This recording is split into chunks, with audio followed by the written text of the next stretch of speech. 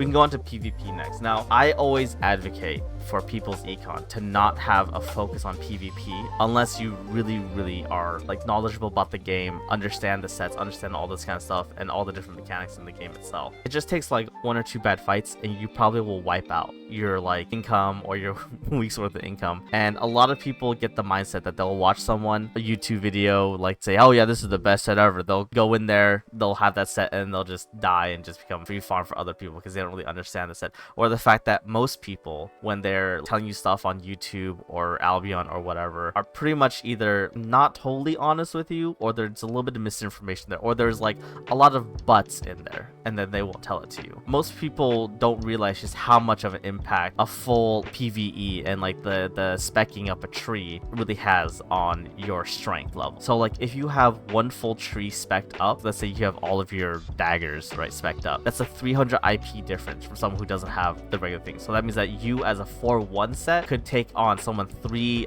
IPs higher than you, if technically speaking, like, you know, all these equivalent that you can fight each other, and your set is going to be worth as a 4.1 like 50k versus their like, you know, 7.1, which is going to be like 1.5 mil. So you, even if you die, you know, it doesn't matter because it's only 50k that you're risking. And if you get lucky, or like if you like outplay them pretty easily because they don't know what they're doing, then you can easily just take them down and make 1.5 mil automatically for yourself. I think everybody here has probably seen the picture of I was in 4-1 bear paws and I killed someone in tier 8 dual swords.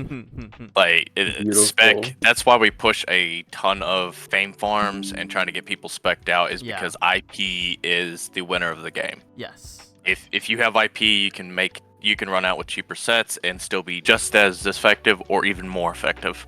Yes. So Ghostry in Twitch said, hee for combat, also use sets you know better / feel comfortable with. You can also win fights by simply being more experienced in the set, even if it's weaker or not meta. Absolutely true as well. If you know what you're doing, it's always better than like following some meta thing and then just being like, well, the YouTuber said this is great, and then you just die in it. You know, because he didn't explain that like you want to do combos in a specific way, or like if you're seeing an enemy with a specific composition, like then you want to play it this way or do that thing kind of deal. So it's a very big aspect. Knowledge is key here, and we're always here to teach guild members what the game's about and how to play the game and all that kind of stuff. It's a core part of our like fundamental philosophy to be always about teaching and learning.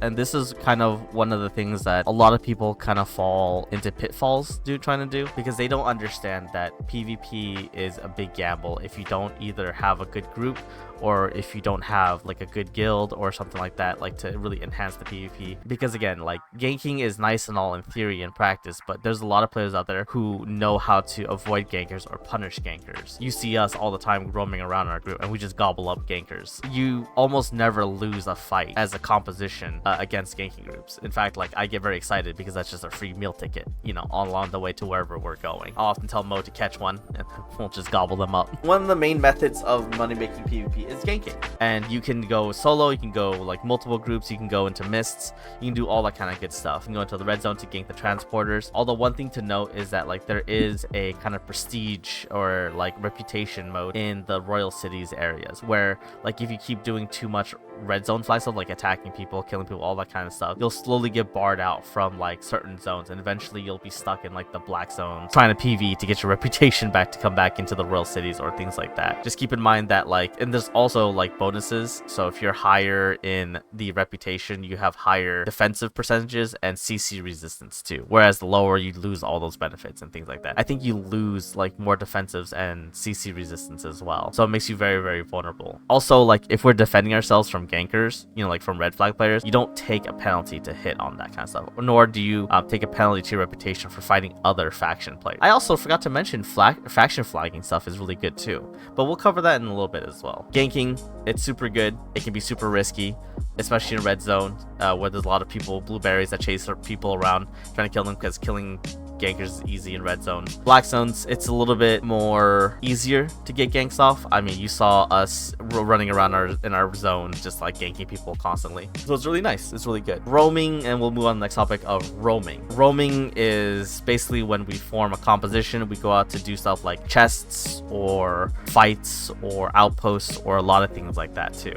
and you can make quite a bit of decent money there too, but there's always a risk getting to the fights, and in fact the majority of people's money or income will be from winning those fights, and the majority of losses will be from losing those fights too. So it takes a really good group, and it takes like a good shot caller to make sure that you're not just inting your sets into like the enemy. So that's why I'm like a fairly cautious roam leader, because I don't want to int everyone, even though we do have re-gears. It's just disrespectful to assume that your party members are kind of disposable like that, in my opinion. But a lot of guild masters or shot callers just sort of don't care, and they just sort of see the objective and tell you human swarm it until it goes down, then we'll figure it out after that. So yeah, that is kind of like an encapsulation of roaming and that kind of stuff. You can pick up like, you know, 0.4 resources or big resources, or, you know, all those other goodies as well alongside of roaming. And we also like finally have HellGates, and you have the non-lethal HellGates, and you also have the regular HellGates, and we're going to include corrupted dungeons in this as well. And corrupted dungeons is you're doing PvE in a waiting room until you get to fight someone else in a corrupted dungeon, and if you kill them, you get their loot and their chest from the corrupted dungeon, and you can keep going or you can come back and deposit. So there's solos, there's duos, there's 5s, and there's 10s, and there's metas for each of them that you got to be part of. So, and the metas for them are very unique in a lot of cases. It's going to be unlike a lot of what you've experienced in group content. So sometimes you have to find the right people with the right sets, which can be a little bit more difficult. So like not everyone has Cursed Skull or like the Bears or like, you know, all that kind of stuff. And then there's just generic PvP of just going around fighting people and doing all that kind of stuff too. I don't really think there's much else. Oh, I mean, there's wars and territory battles and things like that. With the recent update, they made it so territories give their guild that owns them like a daily chest that they can open on the prime time to get their loot. It's something that they need to defend as well from invading like raiders, because the raiders could kill their mages for mage points and take their siphon energy, or they can like also steal the chest as well. That's a very, very big end tier aspect of PvP in the game, and like that comes with a lot of politics, that comes with a lot of negotiating work and all that kind of stuff too. We're a non-Mando guild.